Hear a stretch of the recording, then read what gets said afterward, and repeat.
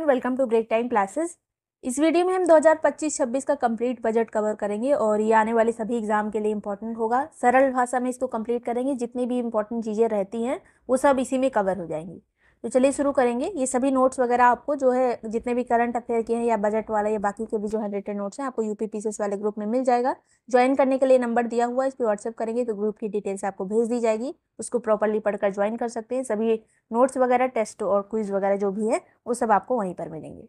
इसके अलावा आरओ का और कंबाइंड ग्रुप भी चल रहा है, उसको ज्वाइन करने के लिए भी सेम ही नंबर है, इसी पर व्हाट्सएप करके आप ग्रुप की डिटेल ले सकते हैं। चलिए शुरू करेंगे। सबसे पहले यहाँ पे कुछ इंपॉर्टेंट फैक्ट जो आपको हमेशा याद रहने चाहिए, हर बजट में आपको ये पढ़ते होंगे कि भारत का पहला बजट कब आया था, क्योंकि स्टेटमेंट वाइज क्वेश्चन में ये सब चीज़ें भी पूछ ली जाती है, थोड़ा करंट का, थोड़ा स्टैटिक पार्ट। तो पहला बजट 7 अप्रैल 1860 को जारी किया गया था। 1860 में जेम्स विल्सन के द्वारा पहला बजट था ये भारत का। और स्वतंत्र भारत का पहला बजट जो था हमारी आज़ादी के बाद जो है 26 नवंबर 1947 को जारी किया गया था। आज़ादी के बाद पहली बार 26 नवंबर 1947 में, और वैसे पहली बार जो है 1860 में। और ये वाला आज़ादी के बाद वाला षणमुखम चेट्टी जी के द्वारा इसको पेश किया गया था, आज़ाद भारत का पहला बजट। सबसे ज़्यादा बार अभी तक किसने बजट पेश किया है, तो मोरारजी देसाई ने 10 बार बजट पेश किया है। लगातार की बात करें कि कंटिन्यू लगातार जो है सबसे ज़्यादा बार बजट जो है हमारी जो अभी वर्तमान वित्त मंत्री है निर्मला सीतारमण जी के द्वारा पेश किया गया है। 8वीं बार इस बार पेश किया गया। सबसे ज़्यादा बार मोरारजी देसाई ने पेश किया 10 बार, लेकिन कंटिन्यू नहीं था वो, और ये वाला कंटिन्यू है। सबसे लंबा बजट कब था, तो 2020 वाला बजट था। 2 घंटे 42 मिनट का ये बजट था। और इस बार वाला जो बजट है 1 घंटे 17 मिनट का है। 1 घंटे 17 मिनट का सबसे ज़्यादा लंबा 2020 वाला। नेक्स्ट बात करेंगे अब अंतरिम बजट या कुछ ऐसी चीज़ें होती हैं जो पूछ ली जाती हैं एग्जाम में। तो अंतरिम बजट जो है ये आर्टिकल 112 में आता है। आम चुनाव से पहले जो है सरकार द्वारा ये प्रस्तुत किया जाता है। ये वित्तीय विवरण होता है, आम चुनाव से पहले इसको पेश कर देते हैं। और पूर्ण बजट पेश होने तक सेवा निरंतरता बनी रहे, इसीलिए ये अंतरिम बजट होता है, चुनाव के पहले ही पेश किया जाता है। लेखानुदान क्या होता है, तो लेखानुदान आर्टिकल नंबर 116 में आता है। ये भी जो है पूर्ण बजट से पहले पेश किया जाता है, लेकिन इसमें कोई चुनाव की कोई बात नहीं रहती है। लेखानुदान भी जो है बजट के पहले पेश होता है, लेकिन इसमें चुनाव से कोई लेना देना नहीं रहता। अंतरिम बजट जो होता है वो चुनाव के पहले पेश किया जाता है। ये आर्टिकल वगैरह पूछ लिए जाते हैं अक्सर एग्जाम में। नेक्स्ट बात करेंगे, बजट तैयार करने के लिए नोडल निकाय कौन सा है, किसके द्वारा जारी होता है, तो बजट प्रभाग के द्वारा जारी होता है। आर्थिक विभागों के अंदर जो है आर्थिक मामलों का जो विभाग है ये, और वित्त मंत्रालय का बजट प्रभाग, उसके द्वारा इसको जारी किया जाता है। अगर आपको वैसे मिले बजट प्रभाग ना लिखा रहे तो वित्त मंत्रालय के द्वारा जारी किया जाता है। इसमें सहयोग अन्य मंत्रालयों का भी होता है, नीति आयोग का भी होता है, तो सबसे परामर्श लेके इसको जारी करते हैं। नेक्स्ट है यहाँ पर रेल बजट और आम बजट जो है एक साथ का पेश होना शुरू हुआ, तो 2017 से पेश होने लगा। पहले रेल बजट अलग से पेश होता था। तो ये सब चीज़ें पूछी जाती हैं फैक्ट में। अब बजट के चरण, ये कई बार पीसीएस के एग्जाम में पूछा जा चुका है कि इसको अरेंज करिए, पहले क्या होता है फिर क्या होता है। तो सबसे पहले बजट पूर्व परामर्श लिया जाता है, हितधारक जितने भी होते हैं उनसे जो है परामर्श किया जाता है। फिर डाटा संग्रहण होता है, विश्लेषण होता है, बजट का मसौदा तैयार होता है, कैबिनेट की मंजूरी होती है, फिर बजट का भाषण होता है, फिर संसदीय अनुमोदन होता है, सामान्य चर्चा होती है, बजट का कार्यान्वयन होता है, संशोधन होता है। और इसी जो बजट भाषण के पहले जो है राष्ट्रपति की अनुमति भी ले ली जाती है। तो ये सब जो है आपको इसी तरह से पेश करना है। कभी कभी मतलब अरेंज करने को आए तो ये इसी तरह से रहेगा। नेक्स्ट बात करेंगे, ये कभी अगर पूछा जाए तो आपको वैसे भी थोड़ा सा आइडिया रहता है कि पहले क्या, अगर आप थोड़ा सा दिमाग लगा के आंसर करेंगे तो हो जाएगा। 2025-26 में जो इस बार का जो बजट है वो कितना रुपए है, तो 50.65 लाख करोड़ रुपए का ये बजट है, जिसमें कुल प्राप्तियां कितनी है, तो 34.96 लाख करोड़ की। तो ये जो है इस तरह से पूछ लिया जा सकता है। प्राप्तियाँ वगैरह भी पूछी जाती है अक्सर एग्जाम में। 34.96 लाख करोड़ है। और वैसे टोटल बजट जो है, टोटल कितना खर्चा होगा, मतलब तो 50.65 लाख करोड़ का खर्चा होगा। अगला है, ये 4 चीज़ें बहुत इंपॉर्टेंट है। इस बार जो बजट पेश किया गया है उसमें विकास के 4 इंजन रखे गए हैं। ये इंजन कौन कौन से, इसी आधार पर पूरा बजट का जो है भाषण इसी पे दिया गया है। कृषि, एमएसएमई, निवेश और निर्यात। कृषि एग्रीकल्चर, एमएसएमई निवेश यानी इन्वेस्टमेंट, और निर्यात यानी एक्सपोर्ट, इस पर फोकस किया गया है।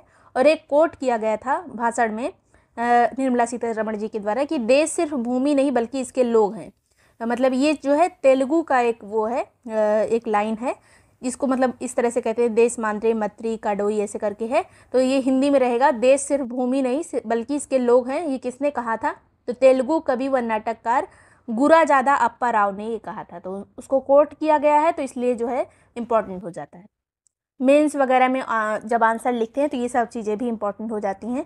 नेक्स्ट यहाँ पर विकसित भारत में क्या क्या शामिल है? तो विकसित भारत में जो यहाँ पर बजट में कोट किया गया है कि गरीबी से मुक्ति होगी, 100% अच्छे स्तर की शिक्षा दी जाएगी, बेहतरीन सस्ती सुलभ स्वास्थ्य सेवाएं होंगी, 100% कुशल कामगार, सार्थक रोजगार, ये सब चीज़ें हैं। जो आर्थिक गतिविधियां होंगी उसमें 70% महिलाएं होंगी। देश को food basket of the world बनाने वाले किसान को जनरेट किया, मतलब बनाया जाएगा ऐसा। किसानों को उनकी जो है प्रोत्साहन दिया जाएगा कि भारत जो है food basket of the world बन जाए।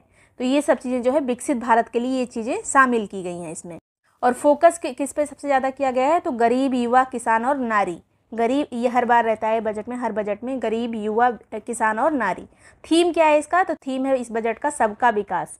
अब ये जो 4 इंजन अभी हमने देखे थे, फोकस अलग है, इंजन अलग है। इंजन वाला याद रखिएगा, पूरा बजट इसी पे, कृषि, एमएसएमई, निवेश और निर्यात।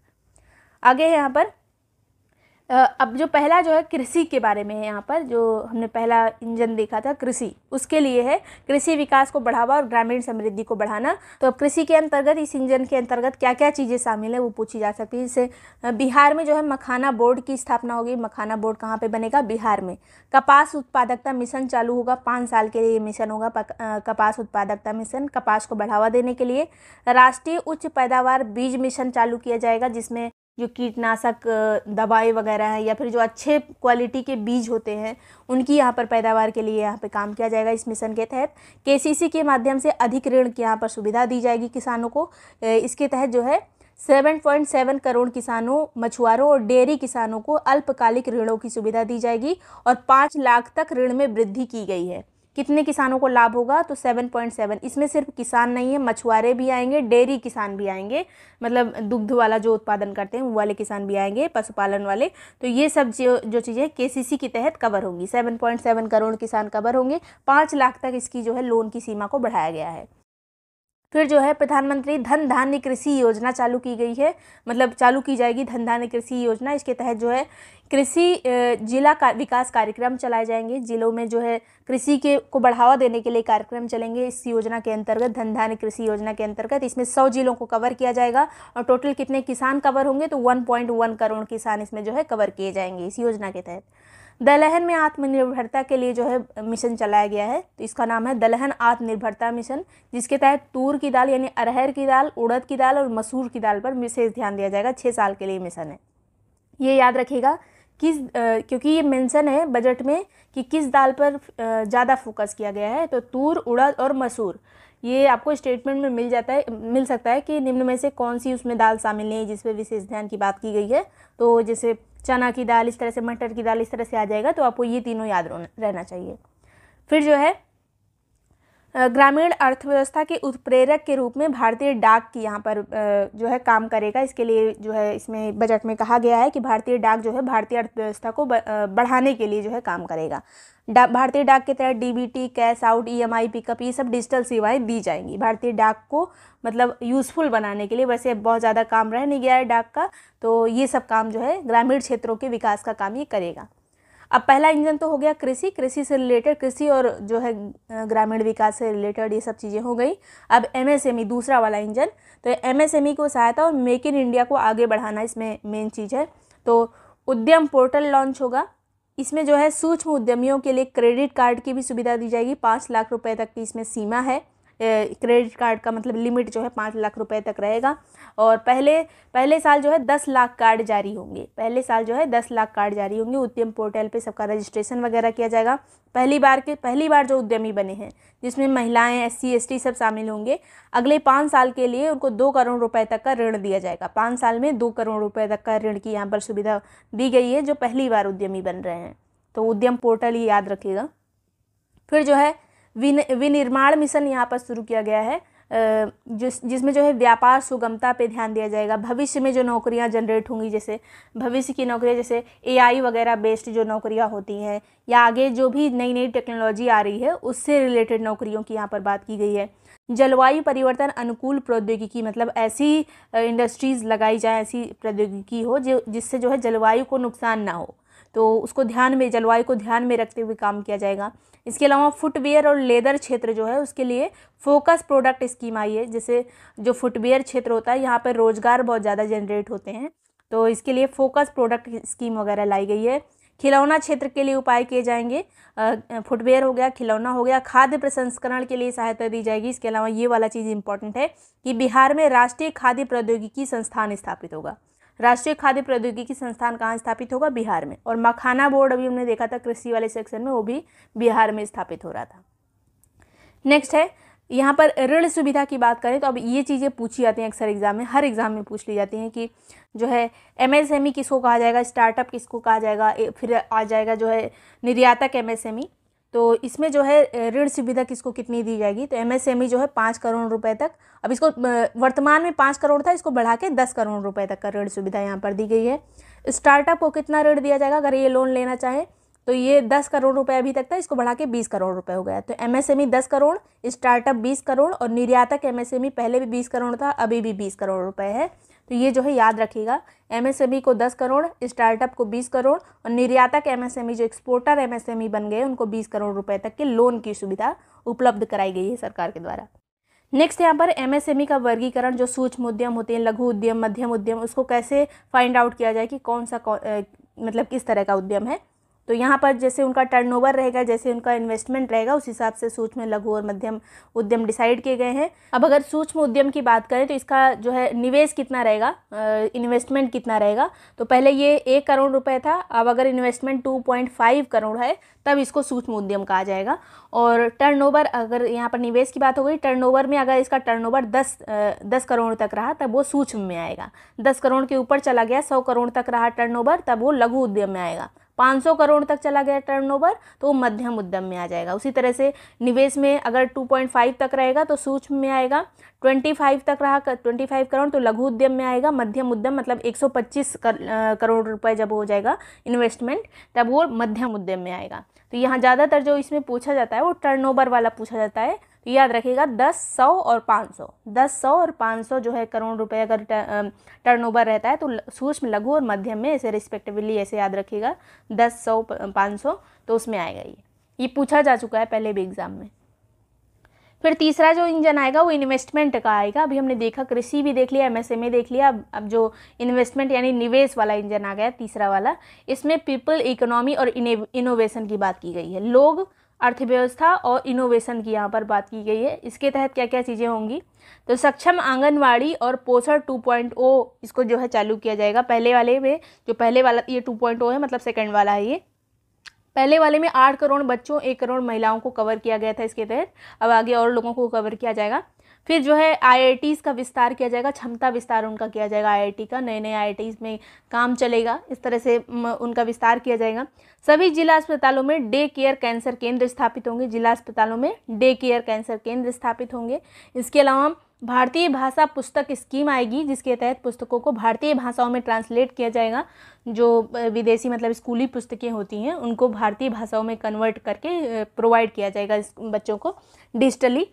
तो ये चीज़ें हैं। इसके अलावा कौशल प्रशिक्षण के लिए राष्ट्रीय उत्कृष्टता केंद्र स्थापित होंगे, अटल टिंकरिंग प्रयोगशालाएं स्थापित होंगी। ये वाला इसमें चीज़ इंपॉर्टेंट है। इसके तहत जो है 50,000 स्कूलों को कवर किया जाएगा। अटल टिंकरिंग प्रयोगशालाएं जो है 50,000 स्कूलों में चालू होंगी अगले 5 साल में। फिर जो है शिक्षा के लिए कृत्रिम बुद्धिमत्ता उत्कृष्टता केंद्र स्थापित होंगे जिसके लिए 500 करोड़ रुपए का यहाँ पर बजट रखा गया है, एलोकेशन किया गया है 500 करोड़ रुपए का। किसके लिए? तो शिक्षा के लिए कृत्रिम बुद्धिमत्ता उत्कृष्टता केंद्र, मतलब एआई से संबंधित है ये। नेक्स्ट यहाँ पर ग्रामीण माध्यमिक स्कूल और जो स्वास्थ्य केंद्र होंगे वहाँ पर ब्रॉडबैंड फैसिलिटी दी जाएगी। जो गाँव में जो माध्यमिक स्कूल होते हैं और स्वास्थ्य केंद्र होते हैं, प्राथमिक स्वास्थ्य केंद्र, वहाँ पर वाईफाई कनेक्टिविटी होगी। फिर जो है चिकित्सा शिक्षा विस्तार होगा, मतलब चिकित्सा वाले क्षेत्र में जो सीटें होती हैं स्टूडेंट के लिए उनका सीटों का विस्तार होगा। 10,000 सीटें अतिरिक्त यहाँ पर दी जाएंगी और इस लक्ष्य को जो है 5 साल में कितना करना है, 75,000 सीटों को जोड़ा जाएगा, ऐसा लक्ष्य रखा गया है। अभी तो 10,000 जोड़ी जाएंगी, लेकिन 75,000 तक का 5 साल में लक्ष्य रखा गया है कि एक्स्ट्रा सीटें होंगी। नेक्स्ट यहाँ पर पीएम स्वनिधि के तहत भी यहाँ पे सुधार वगैरह किए जा रहे हैं, जैसे क्रेडिट कार्ड, यूपीआई वगैरह में सुधार किए जाएंगे। इसके अलावा ऑनलाइन प्लेटफॉर्म कामगारों का कल्याण की यहाँ पर बात की गई है। जो गिग इकोनॉमी होती है, ऑनलाइन प्लेटफॉर्म पर जो भी कामगार होते हैं, जैसे स्विगी, जोमेटो, ब्लिंकिट वगैरह, इस पे जो काम करने वाले लोग होते हैं उनको ई श्रम पोर्टल के तहत रजिस्ट्रेशन उनका कराया जाएगा। उनको जो है पीएम जन आरोग्य के तहत देखरेख भी दी जाएगी। तो ये चीज़ है। फिर जो है अवसंरचना विकास हेतु राज्यों को लोन दिया जाएगा, राज्यों को उनका इंफ्रास्ट्रक्चर डेवलपमेंट के लिए लोन दिया जाएगा। कितना, तो 1.5 लाख करोड़ रुपए का लोन दिया जाएगा, जो 50 साल के लिए ब्याज फ्री होगा, मतलब उस पर ब्याज नहीं लिया जाएगा, टैक्स फ्री लोन होगा ये, मतलब ब्याज फ्री लोन होगा ये। 1.5 लाख करोड़ रुपए का ये लोन होगा, राज्यों को मिलेगा। किस चीज़ के लिए, इंफ्रास्ट्रक्चर डेवलप करने के लिए। फिर जो है जल जीवन मिशन का विस्तार अब किया जाएगा, 100% विस्तार करना है इसको। कब तक, तो इसकी सीमा लिमिट जो है बढ़ा दी गई है, 2028 तक इसको कर दिया गया है। अभी 25-26 था, 28 तक इसको कर दिया गया है कि तब तक हर घर जो है नल से जल आएगा। 100% इसका विस्तार होगा। इसके लिए जो है कितने करोड़ रुपए रखे गए हैं, तो 67,000 करोड़ रुपए इसके लिए जल जीवन मिशन के लिए रखे गए हैं। विद्युत क्षेत्र में सुधार किए जाएंगे, राज्यों को सुधार हेतु तो प्रोत्साहन दिया जाएगा कि राज्य जो है विद्युत क्षेत्र में सुधार करें अपने अपने राज्यों में। इसके अलावा परिसंपत्ति मौद्रीकरण स्कीम का दूसरा चरण अब चालू हुआ है। तो इसका क्या मतलब है, तो जो भी मॉन्यूमेंट्स वगैरह होते हैं, जैसे परिसंपत्तियां होती हैं, एसेट्स होते हैं सरकार के, उनको ऐसे लीज पे देना कि उसमें आप जो है प्राइवेट कंपनियों को देना कि उससे जो है कुछ पैसा मिले सरकार को, तो एसेट्स को लीज पर दिया जाएगा। इसके अलावा शहरी चुनौती निधि यानी अर्बन चैलेंज फंड जो है, इसको यहाँ पे जारी किया गया है। शहरी चुनौती स्कीम यानी अर्बन चैलेंज फंड में 1 लाख करोड़ रुपए इसमें रखे गए हैं इस फंड में, जिससे जो है शहरी क्षेत्रों में स्वच्छता के कार्य या बाकी के जो भी कार्य होते हैं उसको यहाँ पर अर्बन जितने भी चैलेंजेस होते हैं उनको कवर किया गया है इस फंड के तहत। नेक्स्ट यहाँ पर है सामुद्रिक विकास निधि। ये जो है समुद्र के क्षेत्र में, मतलब जो नीली इकोनॉमी होती है, ब्लू इकोनॉमी, उस पर यहाँ पर ध्यान दिया गया है, मछली वगैरह पे और बाकी की भी जो सामुद्रिक विकास निधि होती है। तो इसमें जो है 25,000 करोड़ रुपए का इसमें इन्वेस्टमेंट मतलब एलोकेशन किया गया है, 25,000 करोड़ रुपए का।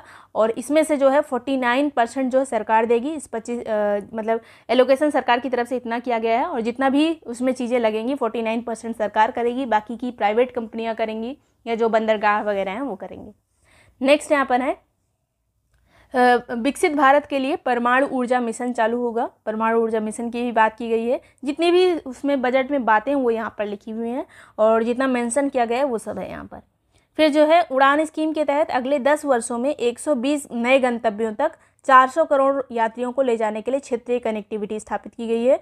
उड़ान स्कीम के तहत मतलब और जिलों को, मतलब और जगहों को जोड़ा जाएगा। 120 नए गंतव्यों को जोड़ा जाएगा अगले 10 साल में, और इसके तहत ये एक लक्ष्य रखा गया है कि 4 करोड़ यात्रियों को ले जाना है, उनको कनेक्टिविटी देनी है अगले 10 साल में। नेक्स्ट यहाँ पर है भविष्य में बिहार की ज़रूरतों के लिए वित्तीय सहायता दी गई है, और इसमें जो है ग्रीनफील्ड एयरपोर्ट जो पश्चिमी कोसी नहर के पास जो है ग्रीनफील्ड एयरपोर्ट बनेगा, तो ये याद रखिएगा, वहाँ पे एयरपोर्ट की बात की गई है।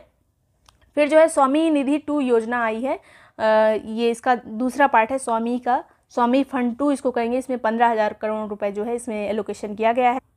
ये इंपॉर्टेंट योजना है तो इसको याद रखिएगा। स्वामी जो है ये 15,000 करोड़ रुपए इसको एलोकेट किया गया है। किस चीज़ के लिए है, तो अभी तक जो है 1 लाख आवासीय इकाइयों का निर्माण कार्य तेज़ी से पूरा करने के लिए है, जो अभी तक बने नहीं है, सही से पूरा नहीं बन पाए हैं, जो आवास जो बिल्डिंग्स पूरी नहीं बनी हैं उनमें यहाँ पर उनको जल्दी से कंप्लीट कराने के लिए ये स्वामी स्कीम है, मतलब आवास को कंप्लीट कराने के लिए।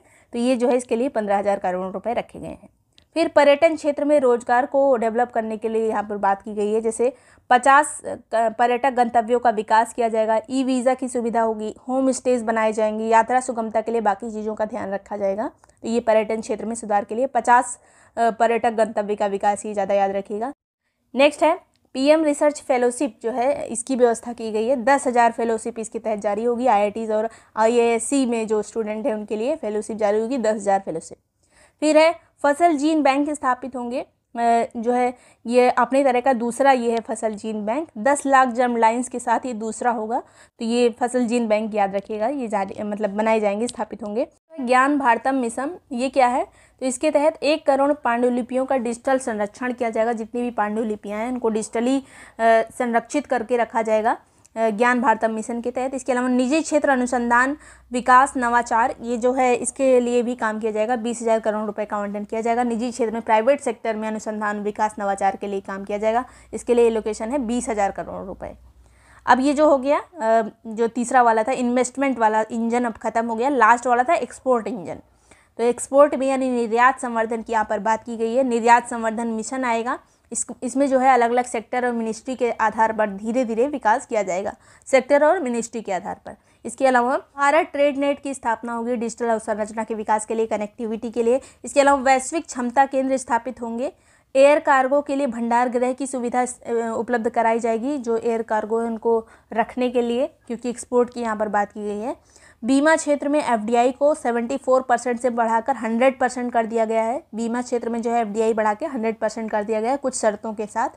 इसके अलावा नया आयकर विधेयक लाने का प्रस्ताव रखा गया है। अभी जो आयकर विधेयक है वो बहुत पुराना है, तो उसको नया करने के लिए यहाँ पर बात की गई है। राज्यों के लिए निवेश अनुकूल सूचकांक जारी होगा। निवेश अनुकूल सूचकांक राज्यों के लिए, जिससे जो है पता चले कि कौन से राज्यों में निवेश करना ज़्यादा आसान है, सभी चीज़ें अनुकूल हैं। इसके अलावा जन विश्वास विधेयक आएगा। इसके तहत जो है 100 विधेयक की यहाँ पर बात की गई है। 100 से ज़्यादा प्रावधानों को गैर आपराधिक डिक्लेयर किया जाएगा। मतलब कुछ ऐसी ऑफेंसेस होते हैं जिसको क्राइम के अंडर अभी रखा गया है, लेकिन उसको 100 ऐसे प्रावधान हैं जिसको क्राइम की लिस्ट से बाहर कर दिया जाएगा। तो जन विश्वास विधेयक आएगा। इसके अलावा 36 जीवन रक्षक दवाओं को छूट दी गई है। 6 दवाओं को 5% शुल्क वाली सूची में डाला गया है। तो दवाओं से रिलेटेड भी यहाँ पर बात की गई है। अब टैक्स स्लैब जो सबसे ज़्यादा इंपॉर्टेंट है, इनसे क्वेश्चन पूछा जाता है। तो सबसे पहले तो याद रखिए कि रिबेट के तहत 0 रुपये तक टैक्स कहाँ पर देना है, तो 12 लाख तक नो टैक्स है, लेकिन इसको बचाया जा सकता है 12 लाख तक, अलग अलग चीज़ें लगा के आपको टैक्स नहीं देना पड़ेगा। लेकिन जो है वैसे अगर टैक्स स्लैब की बात करें तो इस तरह से 0 से 4 लाख पे नील, 4 से 8 लाख पे 5%, 8 से 12 लाख पे 10%, 12 से 16 लाख पे 15%, 16 से 20 लाख पे 20% और 20 से 24 लाख पे जो है 30% का टैक्स है। लेकिन सबसे ज़्यादा इम्पोर्टेंट यहाँ पे यह बात है कि रिबेट के तहत जो हमारा आयकर अधिनियम है उसके तहत 0 रुपये तक टैक्स पड़ेगा 12 लाख तक अगर इनकम है तो ये आ गया है। नेक्स्ट यहाँ पर रुपया आता कहाँ है, जाता कहाँ है, तो टॉप 4 और टॉप 4 आता है कहाँ से, ये सब याद रखिएगा। टॉप वाले याद रखने, बस पूरा नहीं याद रखना है। एग्जाम में ऐसे ही पूछा जाता है कि टॉप वाले 2-3 पूछ ले जाते हैं, कभी अरेंज करने को आ जाता है तो ऊपर के 3-4 हो जाते हैं। तो सबसे पहले सबसे ज़्यादा जो रुपया आता है वो ऋण से आता है। हम जो लोन वगैरह लेते हैं, उधार लेते हैं, तो वहाँ से आता है 24%, वहीं से आता है। इसके अलावा जो है आयकर यानी जो इनकम टैक्स जो आता है वो 22% है, सेकंड नंबर पे आता है ये। उसके बाद फिर जीएसटी से आता है हमारा रुपया, तरकार को मिलता है 18%, फिर निगम कर से 17%। पहले है ऋण, उसके बाद आयकर, उसके बाद जीएसटी, फिर निगम कर। एकदम अरेंज इसी तरह से करिएगा जब आए एग्ज़ाम में। फिर जो रुपया जाता कहाँ पे, तो राज्यों को ट्रांसफ़र होता है। जो जितना भी पैसा जाता है उसमें सबसे ज़्यादा जो है राज्यों को जाता है 22%। फिर जो हमने ऋण लिया है, जो लोन लिया है, उसका ब्याज भी देना पड़ेगा, तो सेकंड पे ब्याज आ जाता है, ब्याज भुगतान 20% सेकंड पे। उसके बाद फिर है केंद्र वाली जो केंद्रीय प्रायोजित जो योजनाएं होती हैं 16% वहाँ चला जाता है। बाकी 2 और याद रखिएगा, ये ऑर्डर में उस तरह से नहीं रहेगा, लेकिन ये रक्षा और सब्सिडी का पूछ लिया जाता है। तो 8% हमारा जो है 8% रक्षा क्षेत्र में और 6% सब्सिडी में चला जाता है। तो ये रुपया आता और जाता है, एग्ज़ाम में बहुत पूछा जाता है। नेक्स्ट यहाँ पर जो हमारी अभी जितना भी हमने बजट देखा 50 लाख करोड़ रुपए के ऊपर जो बजट है, तो उसमें से राजस्व प्राप्तियाँ कितनी रहेंगी, तो 34 लाख करोड़ रुपए राजस्व प्राप्तियाँ हैं। फिर जो है पूंजीगत प्राप्तियाँ कितनी हैं, तो 16 लाख करोड़ रुपए पूंजीगत प्राप्तियाँ हैं। राजस्व व्यय जो कि ज़्यादा नहीं होना चाहिए, ये 39 लाख करोड़ रुपए है। पूंजीगत व्यय कितना है, जिससे हमें बाद में लाभ होता है, तो पूंजीगत व्यय है हमारा 15 लाख करोड़ रुपए। तो इस तरह से है, अगर पूछ लिया जाए तो राजस्व प्राप्तियाँ इंपॉर्टेंट रहती है ज़्यादा। 34 लाख करोड़ रुपए लगभग है, ये पॉइंट्स में है, लेकिन आप ऐसे याद रखिए, उससे ज़्यादा मतलब ज़्यादा पॉइंट्स में नहीं पूछा जाता ये। फिर राजकोषीय घाटा, ये पूरा एकदम एग्जैक्ट याद रखना है। हमारा जो लक्ष्य है इस बार का 4.4% है राजकोषीय घाटे का लक्ष्य। अब कुछ मदों में जो व्यय होगा वो कितना कितना रखा गया है। तो सबसे ज़्यादा जो है खर्चा कहाँ पे होगा, किस क्षेत्र में, रक्षा क्षेत्र में। ये सब करोड़ रुपए में है। तो 4,91,732 करोड़ रुपए है ये। और फिर ग्रामीण विकास के लिए 2,66,817, गृह मंत्रालय के लिए 2,33,211, कृषि और संबद्ध क्षेत्र के लिए 1,71,437, शिक्षा क्षेत्र के लिए 1,28,650, उसके बाद जो है स्वास्थ्य के लिए 98,311, शहरी विकास के लिए 96,777। ये प्रमुख मदें हैं जिस पे खर्चा होगा। तो ये इतनी चीज़ें हैं जिनसे आपसे अलग अलग तरह से क्वेश्चन पूछे जा सकते हैं घुमा फिरा के। चाहे ये एग्जैक्ट डेटा पूछ लिया जाए या फिर अब तो एग्जैक्ट डेटा नहीं पूछा जा रहा है, थोड़ा सा घुमा के क्वेश्चन पूछते हैं। तो जो जो चीज़ें अभी हमने पढ़ी ये सब इसी में आपको कवर हो जाएगा, जितना भी आपका बजट का क्वेश्चन पूछा जाएगा। तो वीडियो पसंद आया हो, यूज़फुल लगा हो तो लाइक सब्सक्राइब कर दीजिएगा, कमेंट में बताइएगा कैसा लगा। और ये पूरा नोट्स आपको यूपी पीसीएस वाले ग्रुप में मिल जाएगा। ज्वाइन करने के लिए नंबर दिया हुआ है, इस पर आप व्हाट्सएप करके ग्रुप की डिटेल्स ले सकते हैं। आरओ यूपी पीसीएस और कंबाइंड ग्रुप अभी चल रहा है, कोई भी ग्रुप ज्वाइन कर सकते हैं। Thank you so much watching break time classes.